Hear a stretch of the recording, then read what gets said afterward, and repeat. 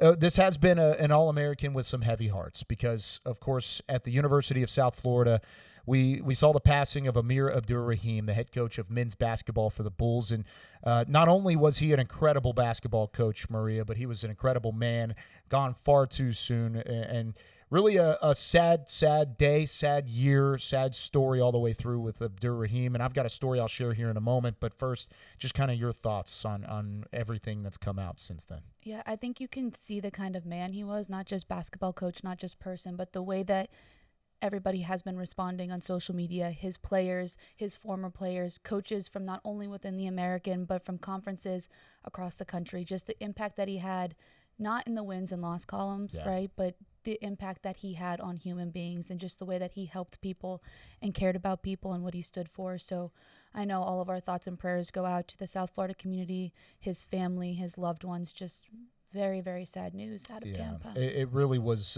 It was a shocker whenever it happened, and I've gotten to know the Abdur-Rahim family the last couple of years. Sharif, his brother, he's actually, by the way, they're one of 13 siblings. They have 13 siblings within their family. His brother Sharif, who of course played pro basketball as well, played at Cal, is the president of the G League, and so my wife and I both work for the Texas Legends, and we've kind of gotten to know Sharif a little bit. Well, when Amir Abdur-Rahim started doing games with or coaching for the University of South Florida, I was doing games with ESPN and calling some college basketball.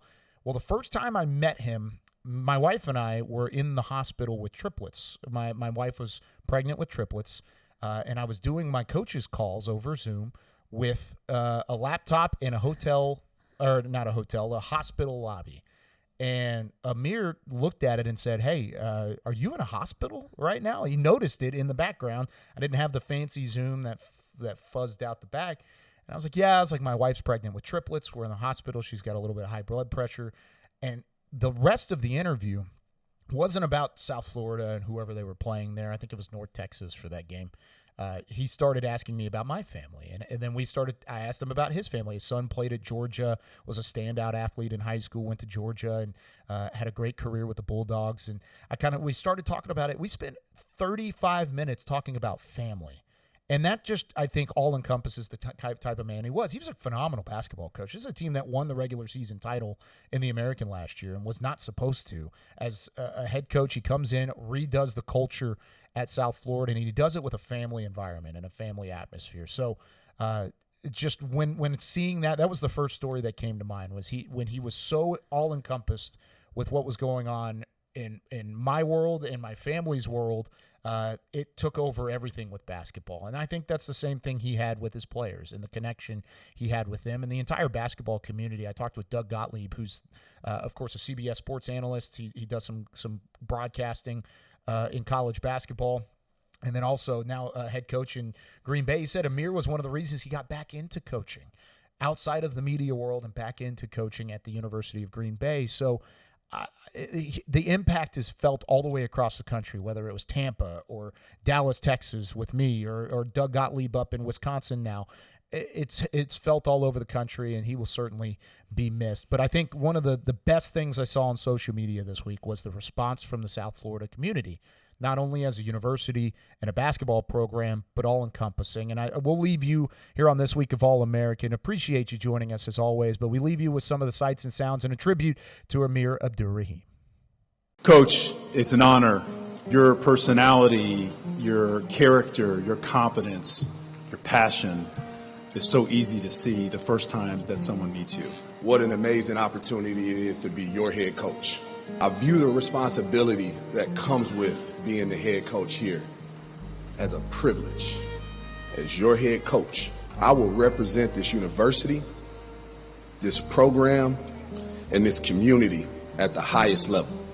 I promise it will not be a day you'll be cheated with me as your head coach.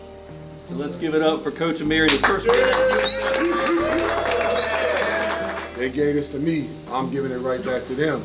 All right, because without their leadership, without their vision, and believing in what I see and what I saw we could become here in South Florida, all right, I wouldn't be here. So this ball is you guys. Just so you know, he gon' cramp with this tempo. This ain't the same old South Florida, my brother, so you better get them electrolytes ready. Bulls Nation. Bulls Nation. Bulls Nation. Bulls Nation. We get hype. And I hope your day is off to a great start. If it's not about what happens, but how you respond. Thank you. Thank you for believing in our vision for USF basketball.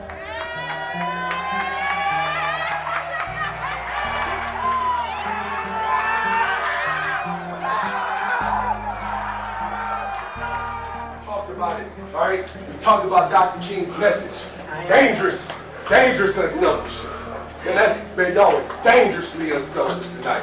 Man, I'm so proud of you guys, all right? What you're building, right? What you're building, guys, man, is a fortitude that nothing shakes you.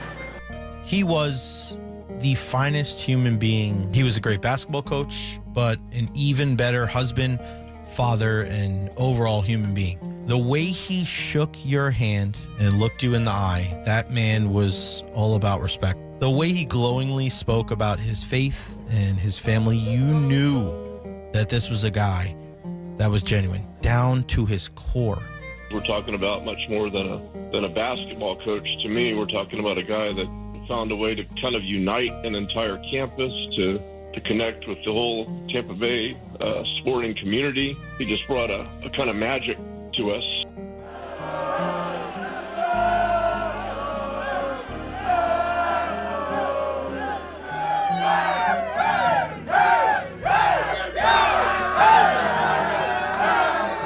To God be the glory, guys.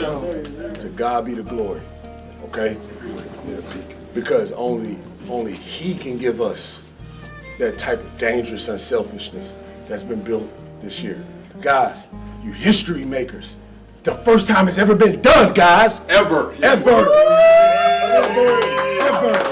Somebody that done wore that jersey before you. Somebody that cared about this program. People that care about this university. You guys have given them a sense of pride again, man. That's what it's about, all right? But I'm telling you, the biggest thing you've done, man, you have created a lifelong bond amongst each other. Yeah. Because it's something, they cannot take away something that was done together. Sir. You understand that? Yes, sir. I love it, man. This wasn't fake. This wasn't for the cameras. He legitimately was just having the time of his life out there with people. He enjoyed people, whether it was me, you, or anybody. I want to be staff of the year, right? Like, I really do. I don't want to be like, trust me, no coach, there's no coach in the country that coaches by himself. And whatever award I get, I'm going to take the plate off and I'm going to go get a plate on it that says staff of the year. I'm going to make sure to get my staff one. I'm unbelievably blessed. One of the coaches I've grown really close to and just learned a ton from, I want to give this award to her and her staff. Coach Erica Brennan, Dalton, y'all get down here. You guys get to see Coach Amir. Some of you get to see him from a little bit closer, a little bit further away, but who he is out in the public is 150,000 times more authentic behind closed doors. Your friendship, Coach, has meant the world to me this year. Guys, I don't need a piece of net or a ring to tell me I'm a good coach. It's just great to see growth in young people, man. When they start to see themselves as more than just basketball players, when they start to see themselves as men, that tells me right there. You know, these guys get to learn life through a game. Man, coach, man, there ain't nothing like climbing up on that ladder, man, cutting that net down. Cutting down nets are fun, man. Wait till you hold your son or your daughter for the first time. You know, wait till you meet that girl that makes you a better man, that pushes you to be better, man, and that's when it gets fun. That's the fun part. When that day comes, and it's gonna come, I asked them, Kay, you afraid of heights? Because you're gonna have to get up on that ladder one day to cut down those nets. Go Bulls.